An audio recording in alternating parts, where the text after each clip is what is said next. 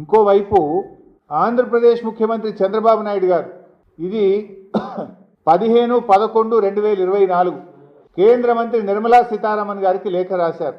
మేము ఇట్లా ప్రాజెక్ట్ కట్టుకుంటున్నాం, మేము 80,112 కోట్లతో ఈ ప్రాజెక్ట్ కడుతున్నాం, దీనికి డబ్బులు ఇవ్వండి, కేంద్ర ప్రభుత్వం బడ్జెట్లో నిధులు పెట్టండి అని ఆంధ్రప్రదేశ్ ముఖ్యమంత్రి గారు 15/11/2024 నవంబర్ 2024లో ప్రాజెక్టు రూపకల్పన అయిపోయింది. పైసల కోసం ఢిల్లీకి ఉత్తరాలు రాస్తుండే చంద్రబాబు నాయుడు గారు.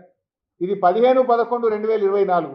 ఇంకో ఉత్తరం రాసిండు 31 డిసెంబర్ 2024. ఇది నిర్మలా సీతారామన్ గారికి రాశారు.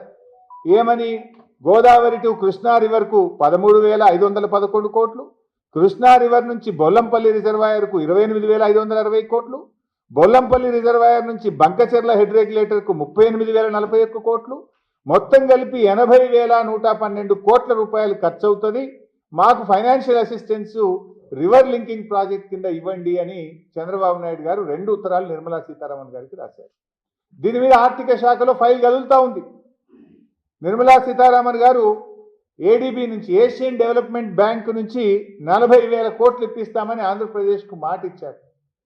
ఏషియన్ డెవలప్మెంట్ బ్యాంకు కూడా వీళ్ళు ప్రతిపాదనలు పంపించి ఆంధ్రప్రదేశ్ 40,000 కోట్లు తెచ్చుకొని గోదావరి బంకచెర్ల ప్రాజెక్టు ముందుకు తీసుకొని పోతా ఉంది. మరి ఇప్పటిదాకా ఈ రాష్ట్ర ప్రభుత్వం మరి నిద్రపోతుందా? సోయి లేదా? వాళ్ళేమో ప్రాజెక్టు రూపకల్పన అయిపోయింది, కేంద్ర ప్రభుత్వాన్ని డబ్బులు అడుగుతూ ఉన్నారు, ఏడీబీ దగ్గరికి వెళ్ళి డబ్బులు తెచ్చుకునే ప్రయత్నం చేస్తున్నారు. మీరు కనీసం మీకు బాధ్యత లేదా? గోదావరి మీద మా ప్రాజెక్టుల క్లియరెన్స్లు పెండింగ్లు ఉన్నాయి. ఏపీ రియాగ్నైజేషన్ యాక్ట్ ప్రకారంగా మేము ఒప్పుకోవాలి, అపెక్స్ కమిటీ కౌన్సిల్ సమావేశం జరగాలి. ఇవేవి జరగకుండానే వాళ్ళు అట్లా ప్రాజెక్ట్ చేస్తూ ఉంటే ఈ రాష్ట్ర ప్రభుత్వానికి కనీసం ఒక ఉత్తరం రాసి ముఖ్యమంత్రి స్వయంగా వెళ్ళి నిర్మలా సీతారామన్ గారిని కలిసి, కేంద్ర వాటర్ రిసోర్స్ మినిస్టర్ని కలిసి, ప్రధానమంత్రిని కలిసి ఈ ప్రాజెక్ట్ ఆపాలని చెప్పాల్సిన సోయి ముఖ్యమంత్రి గారికి లేదా అని నేను అడుగుతా ఉన్నా. ఒకవేళ కాదంటే ఆల్ పార్టీని తీసుకొని పోండి, మేమందరం వస్తాం. తెలంగాణ ఉద్యమం జరిగిందే నీళ్ళ కోసం. ఈ నీళ్ళల్లో మా వాటా తేల్చేదాకా, మా ప్రాజెక్టులకు అనుమతి వచ్చేదాకా మరి ఈ అక్రమ ప్రాజెక్టులకు ఏ రకంగా కేంద్ర ప్రభుత్వం సహకరిస్తుంది? మరి ఏం చేస్తుంది రాష్ట్ర ప్రభుత్వం?